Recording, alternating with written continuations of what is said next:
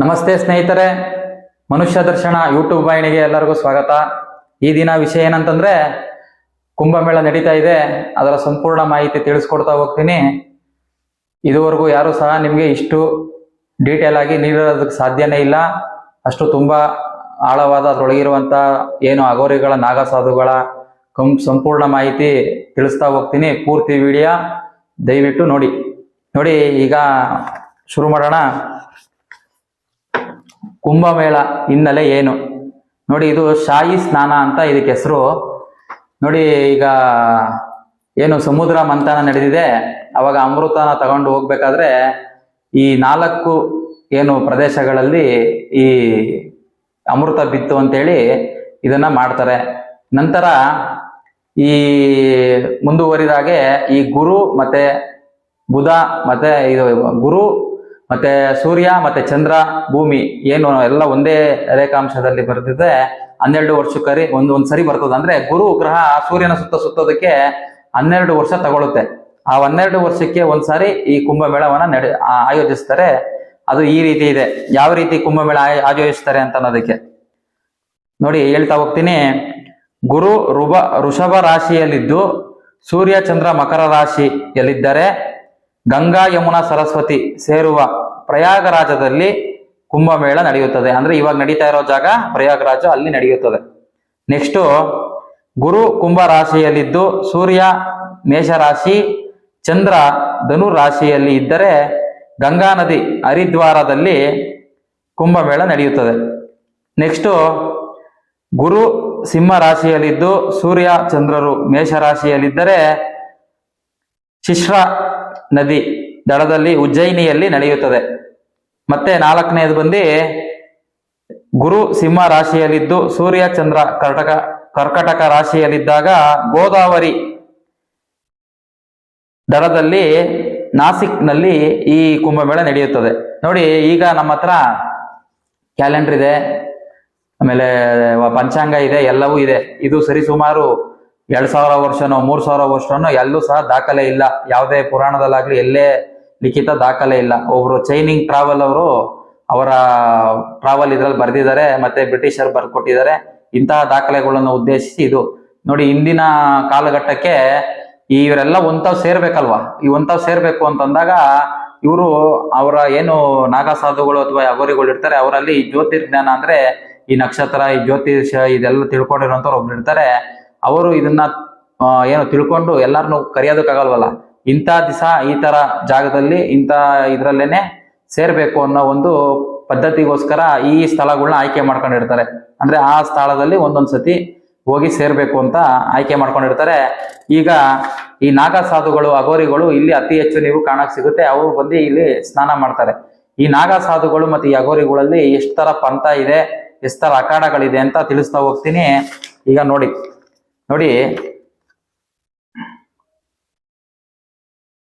ಶೈವ ಮತ್ತೆ ಶೈವ ಪಂಥದ ಅಖಾಡ 7 ಇದೆ, ವೈಷ್ಣವ ಅಖಾಡಗಳು 3 ಇದೆ, ಮತ್ತೆ ಸಿಖ್ ಧರ್ಮದ ಉದಾಸೀನ ಅಖಾಡ 3 ಇದೆ.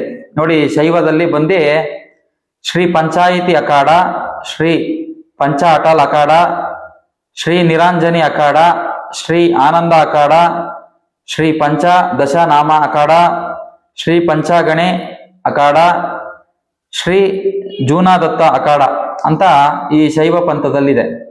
ವೈಷ್ಣವ ಪಂಥದಲ್ಲಿ ಶ್ರೀ ದಿಗಂಬರ ಅಖಾಡ, ಶ್ರೀ ನಿರ್ವಾಣಿ ಅಖಾಡ, ಶ್ರೀ ನಿರ್ಮೋಹಿ ಅಖಾಡ, ಈ ತರ ಇದೆ. ಈ ಸಿಖ್ಖರ ಪಂಥದಲ್ಲಿ ಬಂದು ಶ್ರೀ ಉದಾಸೀನ ಅಖಾಡ, ಶ್ರೀ ನಯಾ ಉದಾಸೀನ ಅಖಾಡ, ಶ್ರೀ ನಿರ್ಮಲ ಪಂಚಾಯತ್ ಅಖಾಡ. ಮತ್ತೆ ಈ ಅಲ್ಪಸಂಖ್ಯಾತರು ಇರ್ತಾರೆ ನೋಡಿ, ಈ ಲೈಂಗಿಕ ಅಲ್ಪಸಂಖ್ಯಾತರು, ನಿಮ್ಗೆ ಗೊತ್ತಾಗುತ್ತೆ. ಅವರು ಬಂದು ಕಿನ್ನರ ಅಖಾಡಕ್ಕೆ ಸೇರ್ತಾರೆ. ಈ ರೀತಿ 13 ಅಖಾಡಗಳಿದೆ. ಇದರಲ್ಲಿ ಮೊದಲನೇ ಏನು ಸ್ನಾನ ಮಾಡಬೇಕು, ಇವರು ಹಿರಿಯ ಹಳೇ ಅಖಾಡ ಅಂತಂದ್ರೆ ಈ ಜೂನಾ ದತ್ತ ಅಖಾಡ ಏನಿದೆ, ಇವರೇ ಮೊದಲನೇ ಸ್ನಾನ ಮಾಡಬೇಕು. ಅಂದ್ರೆ ಇವರೆಲ್ಲ ಏನ್ ಮಾಡ್ತಾರೆ, ಒಂತಾವ ಸಭೆ ಸೇರಿ ಈ ಅಖಾಡದವರ ಶಿಷ್ಯಂದ್ರುಗಳು, ಅಘೋರಿಗಳು, ನಾಗಸಾಧುಗಳು ಇವರೆಲ್ಲ ಇರ್ತಾರೆ. ಇವರು ಬಂದು ಈ ನಿರ್ಧಾರ ಮಾಡ್ತಾರೆ ಯಾರು ಯಾವಾಗ ಯಾವ ಸ್ಥಾನಕ್ಕೆ ಮೊದಲು ಆದ್ಯತೆ ಕೊಡ್ಬೇಕು, ಯಾರು ಮೊದಲು ಮುಂದಾಗ್ಬೇಕು ಸ್ಥಾನಕ್ಕೆ ಅಂತ ಅನ್ನೋದು ಇವರಲ್ಲೇ ಜಗಳ ಇದುವರೆಗೂ ಸಹ ಎಲ್ಲೂ ಆಗದಂಗೆ ಅವ್ರು ಅದನ್ನ ನಿಭಾಯಿಸ್ತಾ ಇದುವರೆಗೂ ಬಂದಿದ್ದಾರೆ. ಹಂತವಾಗಿ ಹೋಯ್ತೀನಿ, ಹಂತವಾಗಿ ಹೇಳ್ತಾ ಹೋಗ್ತೀನಿ, ಕನ್ಫ್ಯೂಸ್ ಮಾಡ್ಕೊಂಬೇಡಿ. ಇವಾಗ ಸ್ನಾನ ಮಾಡ್ಬೇಕು ಅಂತ ಗೊತ್ತಾಯ್ತು. ಯಾರು ಇದ್ರಲ್ಲಿ ಸ್ನಾನ ಮಾಡ್ತಾರೆ ಅಂದ್ರೆ ಇದು ಅಮೃತಗಳಿಗೆ ಈ ಸಂದರ್ಭದಲ್ಲಿ ಗುರು ವರ್ಷಕ್ಕೆ 12 ವರ್ಷ ತುಂಬಿದಾಗ ಇದಾಗುತ್ತೆ. ಗುರು ಆಶೀರ್ವಾದ ಪಡೆಯೋದಕ್ಕೋಸ್ಕರ ಈ ಸ್ನಾನ ಅಂತ ಇಕ್ಕಿರೋದು ಏನು ಈ ಕುಂಭಮೇಳ ಸ್ನಾನ. ಈಗ ಯಾರು ಅಗೋರಿಗಳಲ್ಲಿ ಇದು ಅಖಾಡಗಳು ತಿಳ್ಕೊಂಡ್ರಿ. ಈಗ ನೆಕ್ಸ್ಟ್ ಯಾವಾಗ ಈ ವರ್ಷ ಸ್ನಾನ ನಡೀತಾ ಇದೆ, ಏನು ಶಾಹಿ ಸ್ನಾನ, ಇದು ಮೋಕ್ಷದ ಸ್ನಾನ ಅಂತ ಕರೀತಾರೆ. ಎಲ್ಲರೂ ಸಹ ಅತಿ ಹೆಚ್ಚು ಜನ ಹೋಗಿ ಸೇರಿ ಸ್ನಾನ ಮಾಡೋದಕ್ಕೆ ಮುಂದಾಗ್ತಾರೆ. ನೋಡಿ, ಜನವರಿ 13ನೇ ತಾರೀಕು ಪುಷ್ಯ ಹುಣ್ಣಿಮೆ ದಿವಸ ಮೊದಲನೇ ಸ್ನಾನ. ಜನವರಿ 14 ಮಕರ ಸಂಕ್ರಾಂತಿ, ಅವತ್ತೊಂದು ದಿನ ಸ್ನಾನ ಇದೆ. ಜನವರಿ 29 ಮೌನಿ ಅಮಾವಾಸ್ಯೆ, ಅವತ್ತೊಂದು ಸ್ನಾನ ಇದೆ. ಫೆಬ್ರವರಿ 3 ಬಸಂತ ಪಂಚಮಿ ಇದೆ, ಅವತ್ತು ಒಂದು ಸ್ನಾನ. ಫೆಬ್ರವರಿ 12 ಮಾಗಿ ಹುಣ್ಣಿಮೆ ಸ್ನಾನ. ಫೆಬ್ರವರಿ 26 ಕೊನೆ ದಿನ ಮಹಾಶಿವರಾತ್ರಿ ದಿವಸ ಕೊನೆ ಸ್ನಾನ ಮಾಡ್ತಾರೆ. ನೋಡಿ, ಈಗ ಇದನ್ನೆಲ್ಲ ನಿಮ್ಗೆ ಎಲ್ಲ ಏನು ಟಿವಿಲಿ ಕುತ್ಕೊಂಡು ಹೇಳ್ತಾರೆ, ಅಥವಾ ನೆಕ್ಸ್ಟ್ ಮುಂದುವರೆದಾಗೆ ಯೂಟ್ಯೂಬ್ಗಳಲ್ಲಿ ಅಲ್ಲಿ ಇಲ್ಲೂ ಸಹ ಇದೆಲ್ಲ ಈ ಬೇಸಿಕ್ ನಾಲೆಜ್ ಇದನ್ನ ತಿಳಿಸ್ಕೊಟ್ಬಿಡ್ತಾರೆ. ಇಲ್ಲಿಂದ ಮುಂದಕ್ಕೆ ಯಾರು ಸಹ ಗೊತ್ತಾಗಲ್ಲ. ಏನಕ್ಕೆ ಅಂತಂದ್ರೆ ಯಾರು ಸಹ ಇವರು ನಾಗಾ ಸಾಧುಗಳನ್ನಾಗ್ಲಿ ಅಗೋರಿಗಳನ್ನಾಗ್ಲಿ ನೇರವಾಗಿ ಹೋಗಿ ಭೇಟಿ ಮಾಡೋದಕ್ಕೂ ಸಾಧ್ಯ ಇಲ್ಲ, ಅವರಿಂದ ಈ ವಿಷಯ ಕಲೆ ಹಾಕೋದಕ್ಕೂ ಸಾಧ್ಯ ಇಲ್ಲ. ಇದನ್ನೇ ನಾನು ಹೇಳ್ತಾ ಹೋಗ್ತೀನಿ. ನೋಡಿ, ಈಗ ತುಂಬಾ ಮುಖ್ಯವಾದ ವಿಚಾರ, ನಾಗಾ ಸಾಧುಗಳು ಅಗೋರಿಗಳು ಕುಂಭಮೇಳ ಬರುವುದು ಉದ್ದೇಶ ಏನು ಅಂತ. ಈ ಉದ್ದೇಶಕ್ಕೆ ಎಂತಿಗೆ ಇವರೆಲ್ಲ ಬರ್ಬೇಕು? ವರ್ಷಂಬತ್ ಕಾಲ ಇವರೆಲ್ಲೂ ಕಣ್ಣಿಗೆ ಕಾಣಲ್ವಲ್ಲ.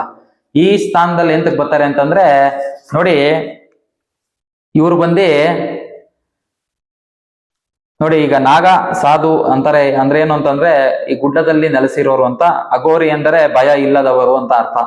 ಇವ್ರು ಈ ಉದ್ದೇಶ ಏನು ಅಂತಂದ್ರೆ, ಇಲ್ಲಿ ಇವರು ಈ ಪೂಜೆ ಬಾರಸ್ ಏನು ಅಂತಂದ್ರೆ, ಅವರ ಶಿಷ್ಯರುಗಳು ಏನಿರ್ತಾರೆ ಅವ್ರನ್ನ ದೀಕ್ಷೆ ಕೊಡೋದಕ್ಕೆ, ಅಂದ್ರೆ ಅವ್ರಿಗೆ ಉಪದೇಶ ಕೊಡೋದಕ್ಕೆ, ಅವ್ರ ಈ ಅಗೋರಿ ಸ್ನಾನ ಅಥವಾ ಈ ನಾಗ ಸಾಧು ಏನು ದೀಕ್ಷೆ ತಗೊಳ್ಳೋದಕ್ಕೆ ಈ ಕುಂಭಮೇಳದಲ್ಲಿ 12 ವರ್ಷ ಅವ್ರು ಯಾರನ್ನ ಹೋಗಿ ಸೇರ್ಕೊಂಡ್ಬಿಡ್ತಾರೆ. ನೋಡಿ, ನಾನು ಅಗೋರಿ ಆಗ್ಬೇಕು, ನಾನು ನಾಗ ಸಾಧು ಆಗ್ಬೇಕು, ನಮ್ಗೆ ದೀಕ್ಷೆ ಕೊಡಿ ಅಂದ್ರೆ ಅವರು ಅಷ್ಟು ಸುಲಭವಾಗಿ ಯಾರಿಗೂ ಕೊಡೋದಿಲ್ಲ. ಅತಿ ಘನಘೋರವಾದ, ಕಠಿಣವಾದ, ಅತಿ ಹೆಚ್ಚು ಅವ್ರಿಗೆ ಪರೀಕ್ಷೆಗಳನ್ನ ಮುಂದಾಗಿ ಯಾರು ಸಾಧನೆ ಮಾಡ್ತಾರೆ ಅವ್ರಿಗೆ ಈ ಕುಂಭಮೇಳದಲ್ಲಿ ದೀಕ್ಷೆ ಕೊಡುವಂತ ಪದ್ಧತಿ ಇದೆ. ನೋಡಿ, ಈಗ ನಾನು ಹೇಳ್ತಾ ಹೋಗ್ತೀನಿ, ಒಂದ್ 2 3 ನಿಮ್ಗೆ ಗಾಬರಿ ಆಗ್ಬಾರ್ದು ಯಾರನ್ನು. ನೋಡಿ, ಅವರು ಶಿಷ್ಯರಿಗೆ ಏನ್ ಮಾಡ್ತಾರೆ, ದೀಕ್ಷೆ ಕೊಡುವಂತ ಸಂದರ್ಭದಲ್ಲಿ ಅತಿ ಹೆಚ್ಚು ಪರೀಕ್ಷೆ ಮಾಡ್ತಾರೆ. ಏನು, ಭಿಕ್ಷಾಟನೆ ಕಲಿಸ್ತಾರೆ. ಆಮೇಲೆ ಬ್ರಹ್ಮಚರ್ಯ ಪಾಲನೆ ಮಾಡ್ಬೇಕು ಅಂತ ಹೇಳ್ತಾರೆ. ಆ ನಂತರ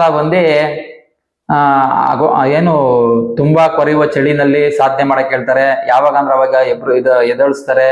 ಇದನ್ನೆಲ್ಲ ಅನೇಕವಾದ ಕಠಿಣವಾದ ಶ್ರಮ ನಿಮ್ಗೆ ಅವರು ಕೊಡ್ತಾರೆ. ನೋಡಿ, ಅದರಲ್ಲೊಂದು ಇಂಪಾರ್ಟೆಂಟ್ ಹೇಳ್ತೀನಿ. ಈ ಜಗತ್ತಿನಲ್ಲಿ ಅತಿ ಕೆಟ್ಟದಾದಂತ ವಸ್ತು ಏನೋದೆ ಅಂತಂದ್ರೆ ಮಲ. ಅಂದ್ರೆ ನಮ್ಮ ಮನುಷ್ಯರ ಮಲ ಇದೆ. ಆ ಮನುಷ್ಯರ ಮಲ ತಿನ್ನುವಂಥದ್ದು ಯಾರು ಅಂದ್ರೆ ನಾಯಿ ತಿನ್ನುತ್ತೆ ಮಲನ. ಆ ನಾಯಿ ತಿಂದಂತ ಮಲ ಆ ನಾಯಿ ಮಲ ಇನ್ನ ಕೆಟ್ಟದಲ್ವಾ, ಆ ಮಲನ ತಿನ್ನು ಅಂತ ಹೇಳ್ತಾರೆ. ಇವ್ರು ತಿನ್ಬೇಕು. ಏನು, ಅಗೋರಿಗಳಾಗೋರು, ನಾಗಾ ಸಾಧುಗಳಾಗೋಂಥವ್ರು. ಇದು ಸಹ ಒಂದು ಅದರಲ್ಲಿ. ನಂತರ ಅನೇಕವಾದ ಮುಂದೆ ಹೊರದಂಗೆ ಅವ್ರಿಗೆ ಚಡಿ ಏಟ್ ಆಗಿರ್ಬೋದು, ಅಥವಾ ಈ ಅಗೋರಿಗಳು ಸೆಂಟ್ರಲ್ ಅವ್ರ ಶಿಷ್ಯರನ್ನ ಕೊಂಡಿಸ್ಬಿಟ್ಟು ಸುತ್ತ ಗುರುಗಳು ಕುತ್ಕೊಂಡು ಅವ್ರಿಗೆ ಹೀನಾಯಮಾನವಾಗಿ ಬೈತಾರೆ. ಅವನೊಂದು ಚೂರು ವಿಚಲಿತ ಆಗ್ಬಾರ್ದು, ಒಂದ್ ಚೂರು ಕೋಪ ಮಾಡ್ಕೊಬಾರ್ದು. ಯಾವ ರೀತಿ ಅಂತಂದ್ರೆ ನಮ್ ಸಾಮಾನ್ಯರಿಗೆ ಬರೇ ಯಾವ್ದಾನ ಶಂಡ, ನಪುಂಸಕ ಈ ತರ ಪದಗಳು ಬೈದ್ಬಿಟ್ರೇನೆ, ಗಾಂಡು ಪಾಂಡು ಅಂತ ಬೈದ್ರೇನೆ ನಾವು ಜಗಳಕ್ಕೆ ಹೋಗ್ಬಿಡ್ತೀವಿ, ಹೊಡೆದಾಟಕ್ಕೆ ಹೋಗ್ಬಿಡ್ತೀವಿ. ಏನ್ ಜಗತ್ತಲ್ಲಿ ಆಗದೆ ಇರೋ ಅವಮಾನ ನಮ್ಗಾಯ್ತು ಅಂತ ಅನ್ಕೊಂಡ್ಬಿಡ್ತೀವಿ. ಫಸ್ಟ್ ನಾನು ಅನ್ನೋದು ಸಾಯಿಸ್ಬೇಕು ಇವ್ರಿಗೆ.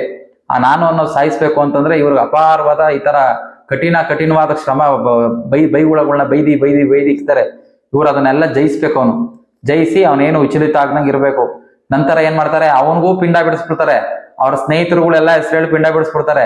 ಅವ್ರ ಅಪ್ಪ ಅಮ್ಮನ ಹೆಸರೇಳ ಸೇರಿ ಪಿಂಡ ಬಿಡಿಸ್ಬಿಡ್ತಾರೆ. ಅಂದ್ರೆ ಅವ್ರನ್ನೆಲ್ಲಾರು ಪಿಂಡ ಬಿಟ್ಟು ಯಾರು ಇಲ್ಲ, ನೀನ್ ಒಬ್ನೇ ಒಂಟಿ ಆಗ್ಬೇಕು ಅಂತ ಈ ತರ ಘನಘೋರವಾದ ಕಠಿಣವಾದ ಅತಿ ಹೆಚ್ಚು ಶಿಕ್ಷೆಗಳನ್ನ ಇವರು ವಿಧಿಸ್ತಾರೆ. ಅದನ್ನೆಲ್ಲ ಜಯಿಸ್ತಾ ಬರ್ಬೇಕು. ನಂತರ ಒಂದು 3 ವರ್ಷನ 4 ವರ್ಷನ ಇಡೀ ಭಾರತದಾದ್ಯಂತ ಕಾಲ್ನಡಿಗೆಯಲ್ಲಿ ನಡ್ಕೊಂಡು ಇಡೀ ದೇಶನ ಸುತ್ಕೊಂಬ ಅಂತಾನು ಸಹ ಕಳಿಸ್ಬಿಡ್ತಾರೆ. ಆಮೇಲೆ ಇವರು ಭಿಕ್ಷೆ ಬೇಡಿದ ದುಡ್ಡಲ್ಲೇ ತಿನ್ಬೇಕು. ಅಂದ್ರೆ ಭಿಕ್ಷೆ ಯಾರನ್ನ ಹಾಕಿದ್ರೆ ಮಾತ್ರ ತಿನ್ಬೇಕು. ಭಿಕ್ಷೆ ಯಾರು ಹಾಕ್ಲಿಲ್ಲ ಅಂತಂದ್ರೆ ತಿನ್ನೋ ಹಾಗೆ ಇಲ್ಲ. ಅಂದ್ರೆ ದುಡ್ಡು ಗಿಡ್ಡು ಕೊಟ್ಟಿ ದುಡ್ದು ಕೆಲಸ ಮಾಡಿ ಸಂಪಾದನೆ ಮಾಡಿ ದುಡ್ಡಲ್ಲಿ ತಿನ್ನಂಗಿಲ್ಲ. ಭಿಕ್ಷೆ ಬೇಡಿ ದುಡ್ಡು ತಗೊಂಡು ಅದನ್ನ ತಿನ್ನಂಗಿಲ್ಲ. ಡೈರೆಕ್ಟ್ ಆಗಿ ನೇರವಾಗಿ ಆಹಾರನೇ ತಿನ್ಬೇಕು. ಅದಕ್ಕೋಸ್ಕರ ಅವ್ರಿಗೊಂದು ಕಮಾಂಡ್ ಎಲ್ಲ ಕೊಟ್ಟಿರ್ತಾರೆ, ಒಂದು ಏನು ಬುರ್ಡೆ, ಮನುಷ್ಯರು ಬುರ್ಡೆ ಕೊಟ್ಟಿರ್ತಾರೆ ಸ್ಕೆಲ್, ಅದರಲ್ಲೇ ತಿನ್ಬೇಕು, ಅದರಲ್ಲೇ ಸ್ನಾನ, ಅದೇ ಎಲ್ಲಾನು ಅದೊಂದರಲ್ಲೇ ಮಾಡ್ಬೇಕು. ಈ ತರ ಅವ್ರು 4 ವರ್ಷನೋ 3 ವರ್ಷನೋ ಎಲ್ಲ ಗುರುಗಳು ಸೇವೆ ಮಾಡ್ತಾ ಮಾಡ್ತಾ ಮಾಡ್ತಾ ಹೋದಾಗ ಈ ತರ ಒಂದು ಕುಂಭಮೇಳ ನಡೆಯುವಂತ ಸಂದರ್ಭದಲ್ಲಿ ಅವ್ರ ಶಿಷ್ಯರಿಗೆ 5 ಜನ ಗುರುಗಳು ಇರ್ತಾರೆ. ಅದರಲ್ಲಿ ಅವರು ಒಂದೊಂದೊಂದೊಂದು ಉಪದೇಶನ ಮಾಡ್ತಾ ಹೋಗ್ತಾರೆ. ಈ ತರ ಪರೀಕ್ಷೆಗಳನ್ನ ನೀಡ್ತಾ ಹೋಗ್ತಾರೆ. ನೋಡಿ, ದೀಕ್ಷೆ ಅಂತಂದ್ರೆ ಏನು ಅಂತಂದ್ರೆ ಇದರಲ್ಲಿ 5 ವಿಧವಾದ ದೀಕ್ಷೆ ಇರ್ತದೆ. ಒಂದು ಪೂರ್ತಿ ಬೋಡಿ ಹೊಡಿಸ್ತಾರೆ, ನಂತರ ಅವ್ರಿಗೆ ಕಾವಿ ಬಟ್ಟೆ ಕೊಡ್ತಾರೆ, ಮತ್ತೆ ರುದ್ರಾಕ್ಷಿ ಕೊಡ್ತಾರೆ, ಮತ್ತೆ ವಿಭೂತಿ, ಮತ್ತೆ ಮಂತ್ರ. ಈ ರೀತಿ 5 ರೀತಿಯ ಉಪದೇಶನ ಕೊಡ್ತಾರೆ. ಆತರ 5 ರೀತಿ ಉಪದೇಶ ತಗೊಂಡ್ಮೇಲೆ ಅವನು ಸಂಪೂರ್ಣವಾದ ನಾಗಸಾಧು ಆಗಕ್ಕೆ ಮುಂದಾಗ್ತಾನೆ. ನೋಡಿ, ಈ ರೀತಿ ಉಪದೇಶದಲ್ಲಿ 5 ಇರ್ತದೆ. ಒಂದು ಬುಳ್ಳೆ ಬೋಳಿಸ್ತಾರೆ, ಇಲ್ಲಾಂದ್ರೆ ಪೂರ್ತಿ ಏನು ಬೋಳ್ಸೋ ಆಗಿಲ್ಲ, ಗಡ್ಡ ಮತ್ತೆ ಕೂದಲು ಫುಲ್ಲು ಉದ್ದುದ್ದು ಬಿಟ್ಬಿಡ್ಬೇಕು. ಅವ್ರು ಉಗ್ರೂ ಸಹ ಕಟ್ ಮಾಡಂಗಿಲ್ಲ. ದೇಹದಲ್ಲಿ ಏನ್ ಹಂಗ ಬೆಳ್ಕೊಂತಿದ್ವಿ ಹಂಗೆ ಬೆಳ್ಕೊಂತೀವಿ. ಅದನ್ನೆಲ್ಲ ನೋಡ್ಬೋದು ಅಗೋರಿಗಳು ಹೆಂಗಿರ್ತಾರೆ ಅಂತಂದ್ರೆ. ಒಂದು ಫುಲ್ಲು ನೀಟಾಗಿ ಶೇವು ಬುಳ್ಳೆ ಬೋಳ್ಸೋದು, ಇಲ್ಲ ಅಂತಂದ್ರೆ ಫುಲ್ಲು ಎಲ್ಲ ಕೇಶ ಫುಲ್ಲು ಕೂದಲೆಲ್ಲ ಬಿಟ್ಬಿಡೋದು, ಕಟ್ ಮಾಡಂಗೆ ಇಲ್ಲ ಅದನ್ನ. ಅದೆಲ್ಲ ಜಡೆ ಕಟ್ಕೊಂಡಿರ್ತದೆ, ಉಗುರೆಲ್ಲ ಶುದ್ಧ ಆಗಿರ್ತದೆ. ಈ ತರ ಅದು ಪದ್ಧತಿ. ನೆಕ್ಸ್ಟ್ ಮಂತ್ರ ದೀಕ್ಷೆ ಒಂದು, ರುದ್ರಾಕ್ಷಿ ಮಾಲೆ ಒಂದು, ಮತ್ತೆ ಆ ವಸ್ತ್ರ ಒಂದು. ಏನು ಲಂಗೋಟಿ ಇಲ್ದ್ರೆ ಲಂಗೋಟಿ ಇರ್ಬೇಕಿಲ್ಲ, ಕಾವಿ ಬಟ್ಟೆ ಕೊಡ್ತಾರೆ, ಕಾವಿ ಬಟ್ಟೆ. ಈ ಸ್ತ್ರೀಯರು ಇರ್ತಾರೆ, ಅವ್ರು ಬಂದು ಬಟ್ಟೆ ಧರಿಸ್ಬೇಕು. ಅವ್ರಿಗೂ ಸಹ ಮಾತಾ ಅಂತ ಅವ್ರಿಗೆ ಹೆಸರಿಕ್ಕಿರ್ತಾರೆ. ಇವ್ರಿಗೆಲ್ಲ ಮಹಾರಾಜ್ ಅಂತ ಕರೀತಾರೆ. ಏನು ಅಗೋರಿಗಳಿಗೆ ಅವ್ರದೇ ಆದಂತ ಸಪ್ರೇಟ್ ಹೆಸರು. ಅವರು ಗುರುಕುಲದಲ್ಲಿ ಕರ್ಕೊಳಕ್ಕೆ ಅವ್ರಿಗೊಂದು ಹೆಸರನ್ನ ಇರ್ತಾರೆ. ಒರಿಜಿನಲ್ ಹೆಸರು ಏನಿರ್ತದೆ ಅದು ಇರೋದಿಲ್ಲ ಅವ್ರಿಗೆ. ನೋಡಿ, ಈ ನಾಗಸಾಧುಗಳು ಅಗೋರಿಗಳು ಆಗೋದಕ್ಕೆ ಯಾರು ಹೋಗ್ತಾರೆ ಅಂತಂದ್ರೆ, ನೋಡಿ ಎಲ್ಲಾ ದೊಡ್ಡ ದೊಡ್ಡ ವಿದ್ಯಾವಂತರೆ, IIT ರಿಟರ್ನ್ ಇರ್ತಾರೆ, ಡಾಕ್ಟರ್ ಇರ್ತಾರೆ, ಇಂಜಿನಿಯರ್ ಇರ್ತಾರೆ, ಸೈಂಟಿಸ್ಟ್ ಇರ್ತಾರೆ. ಈ ಕುಟುಂಬದ ಜಂಜಾಟ ಎಲ್ಲ ತಡೆಯಕ್ಕಾಗ್ದಿರಾ ಈ ಟೆನ್ಷನ್ ಪ್ರೆಸರ್ಗೆ ಇರಪ್ಪ ಅಗೋರಿಗಳಾಗದ ಅಂತ ಹೋಗ್ಬಿಡ್ತಾರೆ. ಕೆಲವರು ಅದನ್ನೆಲ್ಲ ಪ್ರಚೋದನೆಗೆ ಒಳಗಾಗಿ ಈ ಸಿನಿಮಾ ಹಾಡುಗಳು, ಈ ಅಗೋರಿಗಳ ಬಗ್ಗೆ ಎಲ್ಲ ತಿಳ್ಕೊಂಡು ಯೂಟ್ಯೂಬ್ ಅಲ್ಲಿ ನಾವು ಅಗೋರಿಗಳಾಗ್ಬಿಡೋದ ಅಂದ್ಬಿಟ್ಟು ಒಂದು ಉಚ್ಚಾಟಕ್ಕೆ ಕುಡ್ತದ ಇದರಲ್ಲಿ ಗಾಂಜಾ ನಿಶದಲ್ಲಿ ಹೋಗ್ಬಿಡ್ತಾರೆ. ಅವ್ರು ಯಾರು ಸಹ ಅಗೋರಿಗಳಾಗಲ್ಲ. ಅಲ್ಲಿ ಅವ್ರು ಸೇರ್ಸ್ಕೊಳ್ಳೋದು ಇಲ್ಲ. ಇನ್ನೇನು ಈ ಮನೆ ಮಠ ಬಿಟ್ಟು ಹೆಂಡ್ರು ಮಕ್ಕಳನ್ನ ಬಿಟ್ಟು ಹೋಗಿರ್ತಾರ, ಸಂಸಾರ ಸಾಕಾಗ್ದಿರಾ ಹೋಗ್ಬಿಟ್ಟು ಅರ್ಧಂಬರ್ಧ ಹುಚ್ಚರಾಗ್ಬಿಟ್ಟು ಅಲ್ಲಿ ಇಲ್ಲಿ ಅಲಿತಾ ಇರ್ತಾರೆ. ಅವರೆಲ್ಲ ಯಾರು ಸಹ ಅಗೋರಿಗಳಲ್ಲ, ಏನು ಇಲ್ಲ. ಅವ್ರ ಕೂಲಿಂಗ್ ಗ್ಲಾಸು, ಅವ್ರೇನ್ ಲ್ಯಾಪ್ಟಾಪ್ಗಳು, ಸೋಷಿಯಲ್ ಮೀಡಿಯಾದಲ್ಲಿ ಅವ್ರ ಅಗೋರಿಗಳು, ಅವರೆಲ್ಲ ಅಗೋರಿಗಳು ಅಲ್ವೇ ಅಲ್ಲ. ಅವ್ರೇನು ಅಲ್ಲಿಂದ ಗುಂಪಿಂದ ಆಚೆ ಇಟ್ಟಿರ್ತಾರೆ. ಅವರೇ ಒಂದು ಸಪ್ರೇಟ್ ಗ್ಯಾಂಗ್ ಕಟ್ಕೊಂಡು 2-3 ಜನ ಸಿಮ್ನೆ ಸಿಕ್ಕಿದ ಜಾಗದಲ್ಲಿ ಭಿಕ್ಷೆ ಬೇಡ್ಕೊಂಡು ದುಡ್ಡುಗಳು ವಸೂಲಿ ಮಾಡ್ಕೊಂಡು ಬಂದ ಜನಗಳಿಗೆ ಆಶೀರ್ವಾದ ಮಾಡ್ಕೊಂಡು ಡಿಸೈನ್ ಫೋಟೋಗಳು ಸೆಲ್ಫಿಗಳು ತೆಗೆಸ್ಕೊಂಡು ಈ ತರ ಅಲಿತಾ ಇರ್ತಾರೆ. ಅತಿ ಹೆಚ್ಚು ವಿದ್ಯಾವಂತರು, ಅತಿ ಹೆಚ್ಚು ಓದಿರುವಂತವ್ರು, ಒಳ್ಳೆ ಜ್ಞಾನ ಇರೋರೇ ಹೋಗ್ಬಿಡ್ತಾರೆ. ಕೊನೆಗೇನು ಅಂತಂದ್ರೆ ಅವರು ಆಧ್ಯಾತ್ಮಿಕ ಚಿಂತನೆಯಲ್ಲಿ ಅವ್ರು ಹೋದಾಗ ಮಾತ್ರ ಅವ್ರಿಗೆ ಏನಾಗುತ್ತೆ, ಇದೆಲ್ಲೂ ಸತ್ಯ ತಿಳಿಯಲ್ವಲ್ಲ. ಇಲ್ಲೆಲ್ಲ ಕಾರ್ಪೆಟ್ ಸ್ವಾಮಿಗಳು ಅವರು ಇವ್ರದೇ ಜಗತ್ತಾಗಿರೋದ್ರಿಂದ ಅವರು ಸತ್ಯವಾಗಿ ಹೇಳ್ಕೊಡ್ತಾರೆ ಅಂತ ಎಷ್ಟೇ ಕಠೋರ ತಪಸ್ಸಾದ್ರೂ ಸರಿ ನಾನು ಮಾಡ್ತೀನಿ ಅಂತ ಇದನ್ನ ಜಯಿಸೋರು ಮಾತ್ರ ಅಲ್ಲಿ ಕೊನೆವರೆಗೂ ಉಳಿಯಕ್ ಸಾಧ್ಯ. ನಾನು ಹೇಳಿದ್ನಲ್ಲ ನಿಮ್ಗೆ ಅವಾಗೆ ಕಠಿಣ ತಪಸ್ ಹೆಂಗಿರ್ತದೆ ಅಂತ. ನೋಡಿ, ನಾಯಿ ಮಲ ತಿನ್ನು ಅಂತಾರೆ, ಎಣ ತಿನ್ನು ಅಂತಾರೆ, ಬೂದಿ ಬಳ್ಕೊಬೇಕು, ಮೈ ಮೇಲೆ ಬಟ್ಟೆ ಹಾಕೊಳಂಗಿಲ್ಲ, ತಲೆ ಮೇಲೆ ಒಂದ್ ದೊಡ್ಡ ಕೆಂಡ ಸುಡ್ತಾರ, ತಲೆ ಮೇಲೆ ಇಟ್ಬಿಡ್ತಾರೆ, ಕುತ್ಕೋ 2 ಅವರ್ 3 ಅವರ್ 4 ಅವರ್ ಅಂತ ಕೈ ಕಾಲೆತ್ತಿ ಹೆಗ್ಲ ಮೇಲೆ ಹಾಕ್ಬಿಟ್ಟು ಹಠ ಯೋಗ ಎಲ್ಲ ಮಾಡೋದೆಲ್ಲ ಹೇಳ್ಕೊಟ್ಬಿಡ್ತಾರೆ. ನೋಡಿ, ಅದು ಹಿಮಾಲಯದಲ್ಲಿ ಇರ್ಬೇಕಲ್ವಾ. ಹಿಮಾಲಯದಲ್ಲಿ ಇರ್ಬೇಕಾದ್ರೆ ಅಲ್ಲಿ ಏನ್ ಹೋಟೆಲ್ ಇರ್ತದ ಅಥವಾ ಏನ್ ರೆಸ್ಟೋರೆಂಟ್ ಇರ್ತದೆ? ಇವ್ರಿಗೆ ಸುಪ್ಪತ್ತಿಗೆ ಮಲಗಕ್ಕೆ, ಎಲ್ಲ ಹಾಸಿಗೆ ಗೀಸಿಗೆ ಟೈಮ್ ಸರಿಗೆ ಅಡಿಗೆ ಮಾಡ್ಕೊಂಡ್ ತಿನ್ನಕ್ಕೆ ಏನು ಇಲ್ಲ. ಸಿಕ್ಕಿದ ಎಲೆ ಪಲೆ ಗೊತ್ತಿರ್ತದವ್ರು, ಯಾವ ಎಲೆ ತಿನ್ಬೇಕು, ಯಾವ ಹಣ್ಣು ತಿನ್ಬೇಕು ಅಂತ. ಕಾಡ ಸಿಕ್ಕಿದ ಎಲೆ ಹಣ್ಣು ತಿನ್ಬೇಕು, ಹಿಮಾಲಯ ತಪ್ಪಲುಗಳಲ್ಲಿ ಸಿಕ್ಕಿದ್ ನೀರ್ ಕುಡಿಬೇಕು, ಹೆಂಗಂದ್ರಂಗ್ ಇರ್ಬೇಕು. ಏನು ನಂದು ಅಂತ ಭೂಮಿ ಮೇಲೆ ಏನು ಇಟ್ಕೊಂಬಾರ್ದು. ಈ ತಾಯಿ ಗರ್ಭದಿಂದ ಹೇಗೆ ಮಗು ಆಚೆ ಬಂದಿರದ ಏನಿರ್ತದ ಮೈ ಮೇಲೆ ಅಷ್ಟೇ ಪ್ಲೈನು ಗುಂಡಿಗೆ ಹಂಗೆ ಇರ್ಬೇಕು. ಆಮೇಲೆ ಇವ್ರು ಇದನ್ನೆಲ್ಲ ಏಂತಕ್ ಮಾಡ್ತಾರೆ ಅಂತಂದ್ರೆ, ನೋಡಿ, ಈಶ್ವರನ್ನ ಹೊಲಸ್ಕೊಳ್ಳೋದಕ್ಕೆ. ಈಶ್ವರ ಮಗು, ಈಗ ನಾವು ಸಣ್ಣ ಮಕ್ಕಳಲ್ಲಿದ್ದಾಗ ಏನ್ ಮಾಡ್ತೀವಿ ನಮ್ಗೆ ಗೊತ್ತಿರಲ್ಲ, ಮಗು ಕಕ್ಕಸ್ ಮಾಡ್ಕೊಂಡ್ಬಿಟ್ಟಿರ್ತದೆ, ಅದ್ರಲ್ಲಿ ಆಟ ಆಡ್ತದೆ, ಅದನ್ನ ಬಾಯಿಗೆ ಹಾಕೊಂಡ್ಬಿಡ್ತದೆ. ಅದೇ ತರ ಇವರು ಶಿಗುನ ಹೊಲಸ್ಕೊಬೇಕು, ನಾನು ಒಂದ್ ಮಗು ತರ ನಾನು ಅವ್ನ ಮುಂದೆ ಕಾಣಿಸ್ಕೊಬೇಕು ಅಂತ ನಾವೇನು ಅರಿಯದ ಮಗು ಆಗ್ಬಿಟ್ಟಿದೀನಪ್ಪ ನಿನ್ ಮುಂದೆ ಅಂತೇಳಿ ಈ ಏಸ್ಕೆ ತಿನ್ನೋದಾಗ್ಲಿ, ಮತ್ತೆ ಈ ಮಲ ತಿನ್ನೋದಾಗ್ಲಿ, ಎಣ ತಿನ್ನೋದಾಗ್ಲಿ, ಈ ರೀತಿ ಬೂದಿ ಬಳ್ಕೊಂಡು ಮಕ್ಕಳಾಗಿ ಇವರು ಇರ್ತಾರೆ ಅಂತಂದ್ರೆ ಅವ್ರು ಏನು ಇಲ್ಲ, ಅವ್ರು ಕಲ್ಮಶನೇ ಇರೋದಲ್ಲ ಮಕ್ಕಳಲ್ಲಿ, ಆ ರೀತಿ ಆಗಿರ್ತಾರೆ ಇವರು. ಅದ್ ಬಿಟ್ರೆ ಇನ್ನೇನು ಅಲ್ಲ. ಅವ್ರೇನು ಬುಗ್ಗಿ ಹೊಡಿತಾರೆ, ಕತ್ತರಿಸ್ತಾರೆ, ಚುಚ್ತಾರೆ, ಅವ್ರು ನಮ್ನ ಎದುರಿಸ್ತಾರೆ, ಆತರ ಅಲ್ಲ. ಅವ್ರು ನಮ್ಮ ಸಾಮಾನ್ಯರು ಹೋದಾಗ, ಪಬ್ಲಿಕ್ ಹೋದಾಗ ಹಂಗೆಲ್ಲ ಮಾಡಿ ವರ್ತನೆ ಮಾಡಿ ಅವ್ರ ಹತ್ರ ಯಾರು ಬಿಡ್ಕೊಂಡ್ಬಿಡ್ದಲ್ಲ, ಯಾವ್ದೇ ಅನುಬಂಧ ಅವ್ರಿಗೆ ಬೆಳಿಬಾರ್ದಲ್ಲ. ಅದಕ್ಕೋಸ್ಕರ ನಮ್ನ ಎದುರಿಸಿ ಕಳಿಸೋದಕ್ಕೋಸ್ಕರ ಆತರ ಎಲ್ಲ ಮಾಡ್ತಾರೆ ಅಷ್ಟೇ ಹೊರತು ಅವರು ತುಂಬಾ ಸಾಧು ಗುಣದಲ್ಲಾಗಿರ್ತಾರೆ, ತುಂಬಾ ಸೂಕ್ಷ್ಮವಾಗಿ ವ್ಯಕ್ತಿ ಆಗಿರ್ತಾರೆ. ಅವ್ರು ಗೊತ್ತಿರೋಂಥವ್ರು ಮಾತ್ರ, ಅವ್ರು ಇರೋರು ಮಾತ್ರ ಅವ್ರು ಇದನ್ನೆಲ್ಲ ಓಪನ್ ಆಗಿ ಮಾತಾಡ್ತಾರೆ, ಅಥವಾ ಅವ್ರ ಜೊತೆ ಸಲಹೆ ಇರ್ತಾರೆ, ಇವೆಲ್ಲ ರಹಸ್ಯಗಳನ್ನ ಅವ್ರಿಗೆ ಹೇಳ್ಕೊಡ್ತಾರೆ. ಸಾಮಾನ್ಯ ಟಿವಿ ಹಿಡ್ಕೊಂಡು ಮೊಬೈಲ್ ಹಿಡ್ಕೊಂಡು ಇವೆಲ್ಲ ಓದೋದ್ರೆ ಅವರೆಲ್ಲ ಹೊರಗಡೆ ಜಗತ್ತಿಗೆ ಇದೆಲ್ಲ ಸತ್ಯ ತಿಳಿಯೋಂಗೆ ಇಲ್ಲ. ಆದ್ರೂ ಸಹ ನೀವೆಲ್ಲ ತಿಳ್ಕೊಳ್ಳಿ, ನೀವೆಲ್ಲ ಗೊತ್ತಾಗ್ಲಿ ಅವ್ರ ಬಗ್ಗೆನು ಅಂತ ಸಹ ಇಷ್ಟೊಂದು ಆಳವಾಗಿ ನಾನು ಹೇಳ್ತಾ ಇದ್ದೀನಿ. ನೋಡಿ, ಇವರು ನಾಗಾ ಸಾಧುಗಳು ಆಯುಧಗಳು, ತ್ರಿಶೂಲ ಇವನ್ನೆಲ್ಲ ಹಿಡಿದಿರ್ತಾರೆ. ನೋಡಿ, ಹಿಂದೆ ಒಂದು ಹೆಚ್ಚು ಕಮ್ಮಿ ಒಂದು 1200 ವರ್ಷ ಹಿಂದೆ ಈ ಮೊಘಲರು ಏನಿರ್ತಾರೆ, ಔರಂಗಜೇಬು ಮೊಘಲರು ಏನಿರ್ತಾರೆ, ಇವರು ಈ ಗೋಕುಲನ ಅಟ್ಯಾಕ್ ಮಾಡ್ತಾರೆ. ಈ ದೇವಸ್ಥಾನಗಳನ್ನೆಲ್ಲ ಹಾಳು ಮಾಡ್ತಾ ಈ ದೇವಸ್ಥಾನದ ವಸ್ತುಗಳನ್ನೆಲ್ಲ ತಗೊಂಡು ಹೋಗ್ತಾ ಇರ್ತಾರೆ.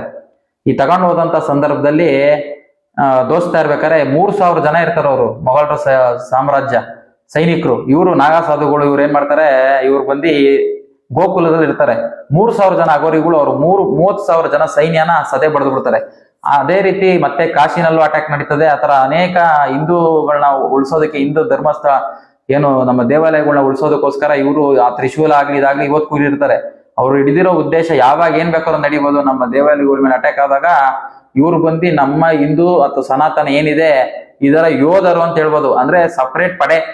ಇದನ್ನ ಯಾರು ಸ್ಥಾಪಿಸಿದ್ರು ಅಂತಂದ್ರೆ ನಿಮಗೆ ಗೊತ್ತಿರೋ ಹಾಗೆ ಶಂಕರಾಚಾರ್ಯರು ಇವ್ರನ್ನ ಸ್ಥಾಪನೆ ಮಾಡಿ, ಇವರೆಲ್ಲ ಒಂದು ಒಗ್ಗೂಡು ಅಂತ ಇರ್ಬೇಕು ಅಂತಂತೇಳಿ ಇವ್ರಿಗೆ ಈ ದೀಕ್ಷೆ ಆಗ್ಲಿ ಈ ಮಂತ್ರಗಳಾಗ್ಲಿ ಇವನ್ನೆಲ್ಲ ಉಪದೇಶ ಮಾಡಿರೋ ಯಾರು ಅಂತಂದ್ರೆ ಏನು ಶಂಕರಾಚಾರ್ಯರು, ಇವರ ಗುರುಗಳಾಗಿರ್ತಾರೆ. ಈ ಒಂದು ಕಾರಣಕ್ಕೋಸ್ಕರ ಅವರು ತ್ರಿಶೂಲ ಆಗ್ಲಿ ಆ ಖಡ್ಗ ಆಗ್ಲಿ ಇದನ್ನೆಲ್ಲ ಇಟ್ಕೊಂಡಿರ್ತಾರೆ.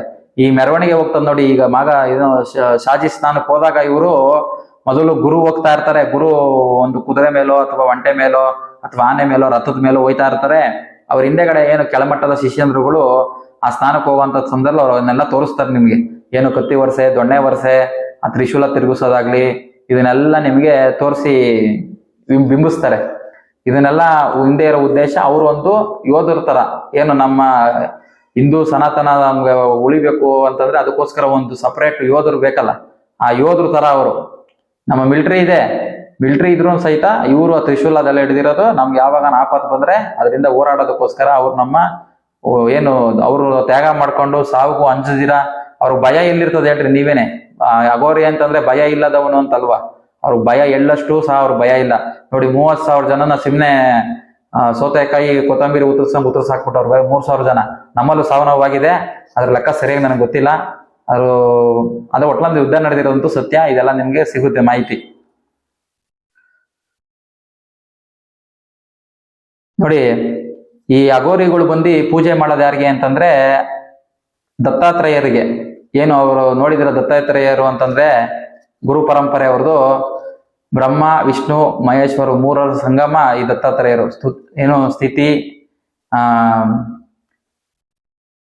ಏನು ದತ್ತಾತ್ರೇಯರು ಅಂತಂದ್ರೆ ಈ ಸೃಷ್ಟಿ ಮತ್ತೆ ಲಯ ಮತ್ತೆ ಇದು ನೋಡಿ ನಾನು ಮರ್ತೋಗಿದ್ದೀನಿ, ಸರಿಯಾಗಿ ಹೇಳಕ್ ಬರ್ತಿಲ್ಲ, ಇರ್ಲಿ. ಆದಿಶಂಕರರು ಮಂದಿ ನಾಗಾ ಸಾಧುಗಳು ಅವ್ರನ್ನ ಗುರುವಾಗಿ ಸ್ವೀಕಾರ ಮಾಡಿ ಪೂಜೆ ಮಾಡ್ತಾರೆ. ಇವರೇ ಅವರ ಅಲ್ಟಿಮೇಟ್ ದೇವರು, ಇವರೇ ಅವ್ರನ್ನ ಆರಾಧನೆ ಮಾಡುವಂಥದ್ದು. ನೋಡಿ, ಈಗ ಸಂಪೂರ್ಣವಾಗಿ ತಿಳಿತಾ ಬಂದ್ರಿ.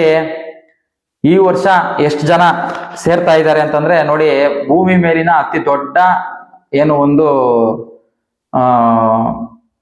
ಏನು ಒಂದು ಜಾತ್ರೆ, ಒಂದು ಫಂಕ್ಷನ್ ಅಂತ ಹೇಳ್ಬೋದು. ಅಂದ್ರೆ ಅತಿ ಹೆಚ್ಚು ಜನ ಸೇರೋ ಅಂತ ಒಂದು ದೊಡ್ಡ ಸಂಗಮ ಅಂತ ಹೇಳ್ಬೋದು. 40 ಕೋಟಿ, ಸರಿಸುಮಾರು 45-40 ಕೋಟಿ ಅಂತ ಹೇಳ್ತಾರೆ. 9,000 ಹಣವನ್ನ 9,000 ಕೋಟಿ ಹಣವನ್ನ ಸರ್ಕಾರ ಇದಕ್ಕೆ ಕೊಟ್ಟಿದೆ. ಸುಮಾರು 1 ವರ್ಷದಿಂದ ಇಲ್ಲಿ ಅನೇಕ ರೀತಿಯ ರೋಡ್ಗಳಾಗ್ಲಿ ನಿರ್ಮಿಸೋದಕ್ಕಾಗ್ಲಿ ಅದೆಲ್ಲ ಟೆಂಟ್ಗಳು ಹಾಕೋದಕ್ಕೋಗ್ಲಿ ಖರ್ಚು ಮಾಡಿದ್ದಾರೆ.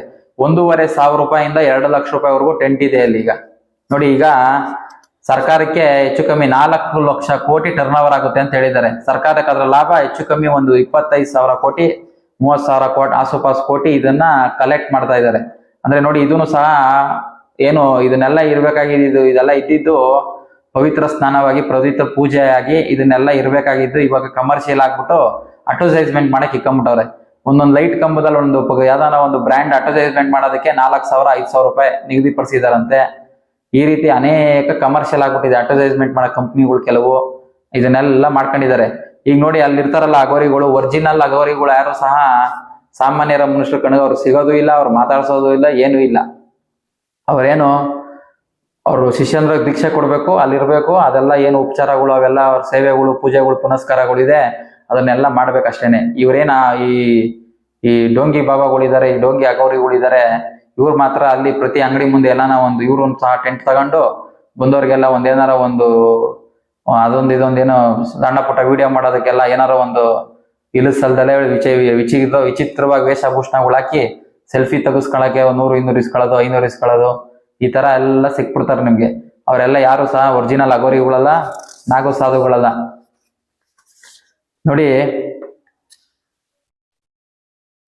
ಅವ್ರು ಈಗ ಉಪದೇಶ ಕೊಡ್ತಾರೆ ಅಂತ ಹೇಳಿದೆ ನಿಮ್ಗೆ. ಏನು ಅಂತಂದ್ರೆ ಫಸ್ಟ್ ಇವರು ನಾಗಾ ಸಾಧುಗಳು ಅವರ ಇಂದ್ರಿಯಗಳನ್ನ ಹಿಡಿತದಲ್ಲಿ ಇಟ್ಕೊಬೇಕು, ಮತ್ತೆ ನಾನು ಅನ್ನೋದನ್ನ ಬಿಡಬೇಕು, ಯಾವುದೇ ಸಂಬಂಧಗಳಲ್ಲಿ ಇರಬಾರ್ದು. ಅವರು ಬ್ರಹ್ಮಚರ್ಯ ಪಾಲನೆ ಮಾಡ್ಬೇಕು. ಬ್ರಹ್ಮಚರ್ಯ ಪಾಲನೆ ಮಾಡ್ಬೇಕಲ್ವಾ. ಈ ಸಂದರ್ಭದಲ್ಲಿ ಏನ್ ಮಾಡ್ತಾರೆ, ಅವರ ಏನು ಇದಿರ್ತದೆ, ಋಷಣ ಇರ್ತದೆ, ಅದನ್ನ ಹೊಡಿತಾರೆ. ಈಗ ನಾವು ಕುರಿಗೆ ಮೇಕೆಗೆಲ್ಲ ಹೊಡಿತಾರೆ ನೋಡಿದಿರಲ್ಲ, ಆ ತರ ಅವ್ರಿಗೆ ಋಷಣನ ಹೊಡಿತಾರೆ. ಹೊಡೆದಿ ಆ ವೀರ್ಯವನ್ನ ಕಟ್ಟಬೇಕು. ಆ ವೀರ್ಯ ಕಟ್ಟಿದಾಗ ಮಾತ್ರ ಅವನು ಜ್ಞಾನವನ್ನ ಪಡೆಯೋದಕ್ಕೆ ಸಾಧ್ಯ. ಯಾವುದೇ ಒಂದು ಜ್ಞಾನ ಪಡಿಬೇಕಾದ್ರೆ ಅವ್ರ ದೇಹದಲ್ಲಿ ವೀರ್ಯ ಇರಬೇಕು, ಹೆಣ್ಮಕ್ಳಿಗೆ ಶೋಣಿತ ಹೆಚ್ಚಾಗಿರ್ಬೇಕು. ಅದರ ಸಹಾಯದಿಂದ ಆ ವೀರ್ಯವನ್ನ ಅವರು ನೀಡುವಂತ ದೀಕ್ಷೆ ಮೂಲಕ ಅದನ್ನ ಮೇಲೆತ್ತಬೇಕು. ಆ ಮೇಲೆತ್ತಿದಾಗ ಏನಾಗುತ್ತೆ, ನಮ್ಮ ತಲೆಯಲ್ಲಿ ಕುಂಭ ಇದೆಯಲ್ಲ, ಆ ಕುಂಭದಲ್ಲಿ ಅಮೃತ ಸುರಿತದೆ. ಅದು ನಿಜವಾದ ಕುಂಭಮೇಳದ ಅರ್ಥ. ಈ ಕುಂಭ ಇದು ಸಮುದ್ರ ಮಂಥನ, ಅಲ್ಲಿ ಕುಂಭ ಅಮೃತ ಬಿತ್ತು, ಅದಲ್ಲ ಅಮೃತ. ಈಗ ಅವ್ರು ದೀಕ್ಷೆ ಕೊಡ್ತಾರಲ್ವಾ, ಆ ದೀಕ್ಷೆ ಕೊಟ್ಟಾಗ ಮಂತ್ರೋಪದೇಶ, ಆಮೇಲಿಂದ ಯೋಗ ಸಾಧನೆ ಎಲ್ಲ ನೀಡ್ತಾರೆ, ಅಲ್ಲಿ ನಡೀತದೆ. ಅದನ್ನ ಮಾಡದಂತ ಶಿಷ್ಯರು ಯಾರಿದ್ದಾರೆ ಅವ್ರಿಗೆ ಮಾತ್ರ ಅವ್ರಿಗೆ ಸಿಗುತ್ತೆ, ಏನು ಆ ಅಮೃತದ ರುಚಿ ಸಿಗುತ್ತೆ. ಬೇರೆ ಯಾರಿಗೂ ಸಾಮಾನ್ಯರಿಗೆ ಇದು ಸಿಗೋದಿಲ್ಲ. ಗುರುವಿನ ಉಪದೇಶ ಆಗ್ಬೇಕು. ಗುರುವಿನ ಉಪದೇಶ ಅಂತಂದ್ರೆ 12 ವರ್ಷ ಕಾಯ್ಬೇಕು ಅಂತೇನಿಲ್ಲ. ಒಳ್ಳೆ ಗುರು ಯಾರಿಗೆ ಸಿಗ್ತಾರೆ, ಒಳ್ಳೆ ಗುರು ಎಲ್ಲಿ ಉಪದೇಶ ಸಿಗುತ್ತೆ, ಅವರಿಂದ ಮಾತ್ರ ಇದನ್ನ ಅದು ಕರೆಕ್ಟ್ ಆಗಿ ಮಾರ್ಗದರ್ಶನ ನೀಡಿ ಕೊಡಬೇಕು. ಏನಾರ ಸ್ವಲ್ಪ ಹೆಚ್ಚು ಕಮ್ಮಿ ಮಾಡಿ ಬೇರೆ ರೀತಿನಲ್ಲಿ ಏನಾರಾಯ್ತು ಅಂತಂದ್ರೆ ಅವರು ಹುಚ್ಚರಾಗ್ಬಿಡ್ತಾರೆ. ನೀವು ಅನೇಕ ಜನ ಹುಚ್ಚರುಗಳನ್ನ ನೋಡ್ಬೋದು. ನೀವು ಈ ತಿರುನಾಮನೆಯಲ್ಲಿ ಸಿಗ್ತಾರೆ, ಅಲ್ಲಿ ಇಲ್ಲಿ ಅಗೋರಿಗಳೆಲ್ಲ ವಿಡಿಯೋಗಳು ಮಾಡಕ್ ಸಿಗ್ತಾರೆ, ಎಲ್ಲ ಹುಚ್ಚರಾಗ್ಬಿಟ್ಟಿರ್ತಾರೆ. ಅಂದ್ರೆ ಅದು ಕರೆಕ್ಟ್ ಆಗಿ ಹೋಗ್ದಿರಾ, ಅದು ಉಪದೇಶ ತಗೊಂಡು ಮಾಡ್ಬೇಕಾದ್ರೆ, ಯೋಗಾಭ್ಯಾಸ ಮಾಡ್ಬೇಕಾದ್ರೆ ಅದೆಲ್ಲ ಸೈಡ್ ಹೊಡೆದಾಗ ಅವರು ಈ ಕಸ ಎತ್ಕೊಂಡು ತಿಂತಾ ಇರ್ತಾರೆ, ಅದು ಇದು ಕಸ ಹಾಕೊಂಡು ಚೀಲು ತುಂಬ್ಕೊಂಡು ಓಡಾಡ್ತಾ ಇರ್ತಾರೆ. ಇವರೆಲ್ಲ ಈ ತರ ಸೈಡ್ ಎಫೆಕ್ಟ್ ಆಗಿ ಹೋಗಿರೋರೆ. ನೋಡಿ, ಈಗಿನ ಕಾಲಘಟ್ಟದಲ್ಲಿ ಯಾರನ ಗುರು ಆ ಥರದವ್ರು ಇದಾರ ಅಂತಂದ್ರೆ ಯಾರು ಇಲ್ಲ. ಗುರುಗಳು ನೋಡಕ್ ಹೆಂಗಿರ್ತಾರೆ ಅಂದ್ರೆ, ನೋಡಿ, ವಿವೇಕಾನಂದರು ಗುರುಗಳಿದ್ರು, ಏನೋ ರಾಮಕೃಷ್ಣ ಪರಮಹಂಸರು. ತಿರುಣಾಮನೆಯಲ್ಲೂ ಸಹ ಒಬ್ರು ಗುರು ಇದ್ರು, ರಮಣ ಮಹರ್ಷಿಗಳು. ನೋಡಿ ಅವ್ರು ಯಾವ ರೀತಿ ಇದ್ರು, ಯಾವ್ದಾನ ಆಡಂಬರ ಐತಾ, ಅವ್ರ ಹತ್ರ ಏನೂ ಇಲ್ಲ, ಒಂದ್ ಲಂಗೋಟಿ, ಒಂದ್ ಪಂಚೆ. ಎಂತ ಶಿಷ್ಯನ ರೆಡಿ ಮಾಡಿದ್ರು. ವಿವೇಕಾನಂದರಂತ ಶಿಷ್ಯ ಎಲ್ಲನ ಮತ್ತೆ ಹುಟ್ಟಕ್ ಸಾಧ್ಯನಾ? ಈಗಿನ ಕಾರ್ಪೊರೇಟ್ ಗುರುಗಳಿದ್ದಾರೆ ಅಲ್ವಾ, ಈ ಪುಸ್ತಕಗಳು ಓದ್ಕೊಂಡ್ಬಂದು ಗುರುಗಳಾಗ್ಬಿಡ್ತಾರೆ ಇವರು. ಇವ್ರ ಹತ್ರ ಏನೋ ನಾಲ್ಕಾಣಿದ್ ಏನೋ ಸಾರಾಂಶ ಇರಲ್ಲ, ಸತ್ಯತೆ. ಆನ್ಲೈನ್ ಅಲ್ಲಿ 4,000 ರೂಪಾಯಿ ಇರೋ ಒಂದು ಉಪದೇಶನ, ಒಂದು ದೀಕ್ಷೆ ಕೊಡೋದನ್ನ ಈಗ ಆಫರ್ ಬಿಟ್ಟಿದ್ದಾರೆ, 2,999 ರೂಪಾಯಿ ಅಂತೆ. ಇನ್ನೊಬ್ರು 3,000 ರೂಪಾಯಿ ಇರೋ ಉಪದೇಶದ ಏನೋ ಒಂದು ಉಪದೇಶ ಟೆಕ್ನಿಕ್ ಅಂತ ಅದೆಲ್ಲ, ಅದನ್ನ ಆಫರ್ ಅಲ್ಲಿ 2,500 ರೂಪಾಯಿ ಬಿಟ್ಟಿದ್ದಾರೆ ನೋಡಿ. ಕಮರ್ಷಿಯಲ್. ಇನ್ನೊಬ್ರು ಯಾರೋ ದತ್ತ ಉಪದೇಶ ಅಂತೆ ಯಂತ್ರದಲ್ಲಿ ಏನು ಗಿಡಮೂಲಿಕೆ ಹಾಕ್ಬಿಟ್ಟು ಕೊಡ್ತಾರೆ. ಈ ರೀತಿ ಈ ರೇಖಿ ಉಪದೇಶ, ಆಮೇಲೆ ಇದು ಏನು ಕುಂಡಲಿನಿ ಜಾಗೃತಿ, ಇವೆಲ್ಲ 25,000 30,000. ಈ ದುಡ್ಡು ಕೊಟ್ಟಿ ನಿಮ್ಗೆ ಉಪದೇಶ ಕೊಡ್ತೀವಿ ಬನ್ನಿ, ಇಲ್ಲಿ ತಗೊಳ್ಳಿ ಕಲ್ತ್ಕೊಳ್ಳಿ ಅಂತಂದ್ರೆ ಅಲ್ಲಿ ಏನೋ ನಿಮ್ಗೆ 4 ಆಣಿದ ಉಪಯೋಗ ಇರಲ್ಲ. ಸುಮ್ನೆ ಮಾಡಿ ನಿಮ್ ತಲೆನೋವು ಬರ್ಸ್ಕೊಬೇಕು, ನಿಮ್ಮ ಮನಸ್ಸು ಚಂಚಲ ಆಯ್ತದೆ, ನೀವು ಹುಚ್ಚರ ಆಯ್ತೀರಾ, ಏನು ಅರಿತೀರಾ, ಮೆಂಟ್ಲಾಗ್ಬಿಟ್ಟು ಕೊನೆಗೆ ದೇವರು ಇಲ್ಲ, ಏನು ಇಲ್ಲ, ಇದೆಲ್ಲ ಸುಳ್ಳು ಅನ್ನೋ ಭ್ರಮೆಗೆ ಹೋಗ್ಬಿಡ್ತೀರಾ. ನಿಜವಾದ ಗುರು ಹತ್ರ ಹೋಗಿ ನೀವು ಕಲ್ತಾಗ ಮಾತ್ರ ಅದು ಸಿಗಕ್ ಸಾಧ್ಯ. ಅವ್ರು ಯಾವುದೇ ರೀತಿ ಆಡಂಬರ ಇರೋದಿಲ್ಲ. ಅವರು ಗುರು ಶಿಷ್ಯನ ಸೆಲೆಕ್ಟ್ ಮಾಡ್ಕೊಂತಾರೆ. ಶಿಷ್ಯ ಹೋಗಿ ಈ ಭಾರತಾದ್ಯಂತ ಇಲ್ಲೇ ಹುಡ್ಕಿದ್ರು ಎಲ್ಲೂ ಸಹ ನಿಮಗೆ ಗುರು ಸಿಗಲ್ಲ. ಗುರು ಏನು ಡಿಸೈಡ್ ಮಾಡ್ಬೇಕು, ಶಿಷ್ಯ ಆಗಕ್ಕೆ ಇವನು ಯೋಗ್ಯನ ಅಂತ, ಅವಾಗ ಮಾತ್ರ ಈ ಉಪದೇಶ ಸಿಗಕ್ ಸಾಧ್ಯ. ಅದೇ ರೀತಿ ಅಲ್ಲೂ ಸಹ ಒರಿಜಿನಲ್ ಗುರುಗಳಿದ್ದಾರೆ, ಏನು ನಾಗಸಾಧುಗಳಲ್ಲಿ ಅಗೋರಿಗಳಲ್ಲಿ. ಅವರು ಶಿಷ್ಯನ್ನ ಏನು ಇದೆಲ್ಲ ನಾನು ಕಠಿಣ ಶಿಕ್ಷೆ ಕೊಟ್ಟಾಗ 12 ವರ್ಷ ಟ್ರೈನಿಂಗ್, ನೋಡ್ರಿ 12 ವರ್ಷ ಬೇಕು ಒಂದು ಗುರು ಹತ್ರ ಒಂದೇ ಒಂದು ಸಣ್ಣ ಉಪದೇಶ ತಗೊಳಕ್ಕೆ. ಅವನ ಅದನ್ನ ಗೆದ್ದಂಗ ಮಾತ್ರ. ಏನ್ಕೆ ಅದೆಲ್ಲ ಕಲ್ತ್ಕೊಂಡ್ಬಿಟ್ಟು ಆಮೇಲೆ ದುಡ್ಡು ಮಾರ್ಕೊಂಡ್ಬಿಡ್ಬೋದಲ್ಲ ವಿದ್ಯೆಗಳ್ನ ಅಲ್ವಾ. ಆ ವಿದ್ಯೆ ಎಲ್ಲ ದುಡ್ಡು ಕಾಸು ಆಚೆಗಡೆ ಸಿಗೋದಿಲ್ಲ, ಯಾವ ಪುಸ್ತಕದಲ್ಲೂ ಸಿಗಲ್ಲ. ಯಾರೇ ತಲೆ ಕೆಳಗ್ ಮಾಡಿ ಮೇಲ್ ಮಾಡಿದ್ರು ಸಹ ಈ ಉಪದೇಶದ ಒಂದೇ ಒಂದು ಸಣ್ಣ ಮಾಹಿತಿ ಸಹ ಹೊರಗಡೆ ಬರಲ್ಲ. ಅವ್ರ ಗುರುಗಳಿಂದ ಶಿಷ್ಯರು, ಶಿಷ್ಯರಿಂದ ಶಿಷ್ಯರು, ಹಿಂಗೆ ತಲೆಮಾರು ಉಳ್ಕೊಂಡ್ ಬಂದಿರೋದಕ್ಕೆ ಇಷ್ಟು ಸಾವಿರಾರು ವರ್ಷ ಆದ್ರೂ ಅದು ಜೀವಂತವಾಗಿರೋದು. ಇವತ್ತಿಗೂ ಸಹ ಅಷ್ಟು ಶಕ್ತಿ ಇರೋದು. ನೋಡಿ, ಅವ್ರಿಗೆ ಅಘೋರಿಗಳನ್ನ ನೀವು ನೋಡ್ತೀರಲ್ವಾ, ನೀವೇನು ನೋಡ್ತೀರಾ, ಅವ್ರಿಗೆ 100 ವರ್ಷ ಆಗಿರ್ಬೋದು, 150 ವರ್ಷ ಆಗಿರ್ಬೋದು, 200 ವರ್ಷ ಆಗಿರ್ಬೋದು, ನೀವು ಅದನ್ನ ನೋಡಕ್ಕೆ ಆಗಲ್ಲ, ಅವ್ರಿಗೆ ಹೇಳಕ್ಕೂ ಆಗಲ್ಲ. ಒಂದೇ ತರ ಇರ್ತಾರ ಅವರು, ಎಷ್ಟೇ ವರ್ಷ ಆದ್ರೂ ಯಾರ ಜೊತೆನೂ ಮಾತಾಡಲ್ಲ. ಹಿಮಾಲಯದಲ್ಲಿ ಇರ್ತಾರಲ್ವಾ, ನೀವು ಹೋಯ್ತೀರಿ ಹಿಮಾಲಯಕ್ಕೆ, ಎಷ್ಟು ಏನು 10-15 ಜಾಕೆಟು, ಶೂ, ಗ್ಲೌಸು, ಕನ್ನಡಕ ಎಲ್ಲ ತಗೊಂಡು ಬಿಸಿ ನೀರು ತಗೊಂಡು ಹೋದ್ರೆ ನೀವು ಇರಕ್ ಸಾಧ್ಯ. ಅವ್ರು ಬರೇ ಒಂದೇ ಒಂದು ಬ್ರೀತಿಂಗ್ ಟೆಕ್ನಿಕ್ ಇಂದ ಇಡೀ ದೇಹನ ಉಷ್ಣ ಮಾಡ್ಕೊಂಡ್ಬಿಡ್ತಾರೆ. ಅದೆಲ್ಲ ಈ ಗುರುಗಳು ಉಪದೇಶ ಕೊಡುವಂತ ಸಂದರ್ಭದಲ್ಲಿ ಅದನ್ನೆಲ್ಲ ಕೊಟ್ಟಿರ್ತಾರೆ. ಅದಕ್ಕೆ ಅವ್ರು ಬರೇ ಮೈಯಲ್ಲಿ ಹೋಗಿ ಮಂಜುಗಡ್ಡೆ ಮೇಲೆ ಕುತ್ಕೊಂಡ್ರು ಏನಾಗಲ್ಲ, ಬೆಂಕಿ ಮೇಲೆ ಕುತ್ಕೊಂಡ್ರು ಏನಾಗಲ್ಲ. ಅದಕ್ಕೆ ಅದೆಲ್ಲ ಗುರುಗಳಿಂದ ಶಿಷ್ಯರು ಕರೆಕ್ಟ್ ಆಗಿ ಅದನ್ನೆಲ್ಲ ಆಯ್ಕೆ ಆದಂತ ಶಿಷ್ಯನಿಗೆ ಮಾತ್ರ ಕೊಡೋದು. ಅವ್ರ ಗಾಳಿನಲ್ಲೇ ಆಹಾರ ಮಾಡ್ಕೊಂಡು ಗಾಳಿನಲ್ಲೇ ಸೇವಿಸ್ಕೊಂಡು ಕೂತಿರ್ತಿರ್ಬೇಕಾದ್ರೆ. ಅನೇಕ ಅದು ಡೀಪ್ ತುಂಬಾ ಆಳಾಗಿದೆ. ಇಷ್ಟು ಬೇಸಿಕ್ ತಿಳ್ಕೊಂಡ್ರು ಸಾಕು. ಆ ಒಂದು ಉದ್ದೇಶದಿಂದ ನಾನು ಇದನ್ನೆಲ್ಲ ಹೇಳ್ತಾ ಇದ್ದೀನಿ ಅಷ್ಟೇ. ಏನು ಸಾಮಾನ್ಯರು ಸಹ ತಿಳ್ಕೊಳ್ಳಿ, ಇದೊಂದು ಭ್ರಮೇಲಿ ಇರಬಾರ್ದು ಅಂತ. ಏನಕ್ಕೆ ಅಂತಂದ್ರೆ, ಈಗಿನ ಯುವಕರುಗಳು ಈ ಬಂಗಿ ಸೊಪ್ಪು ಸೇರ್ತಾರೆ ಅಂತ ಅಂತಾರೆ ಅಘೋರಿಗಳು.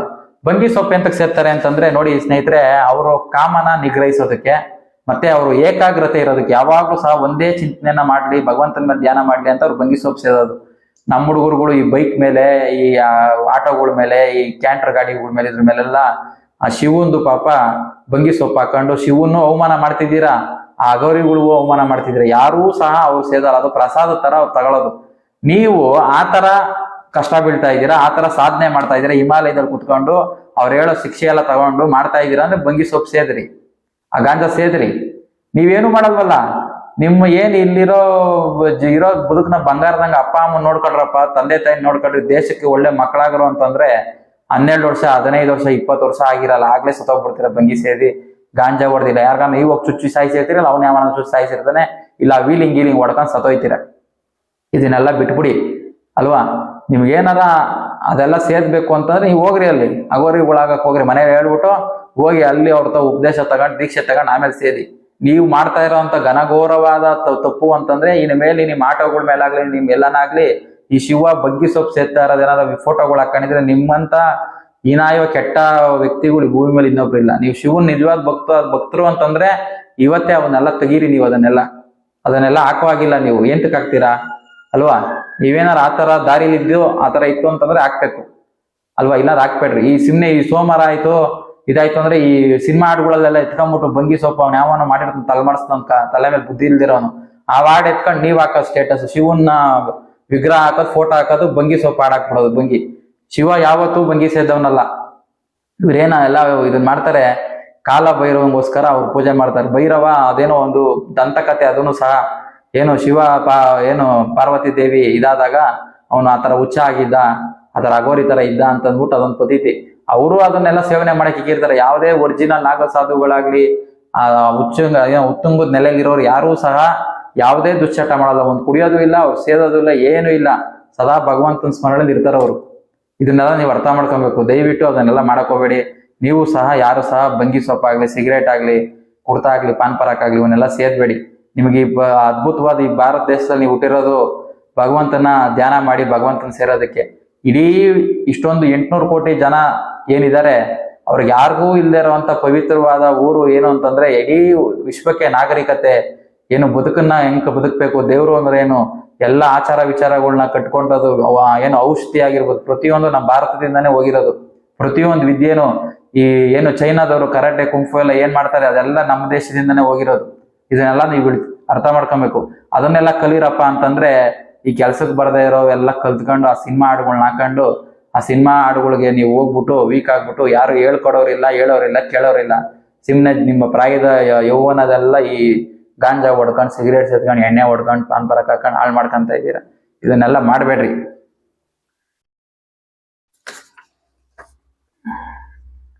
ನೋಡಿ, ನಿಜವಾದ ಕುಂಭಮೇಳ ನಿಮ್ಗೆ ಈಗಾಗಲೇ ಹೇಳ್ದೆ, ಇನ್ನೊಂದ್ಸತಿ ಹೇಳ್ತೀನಿ ನೋಡಿ.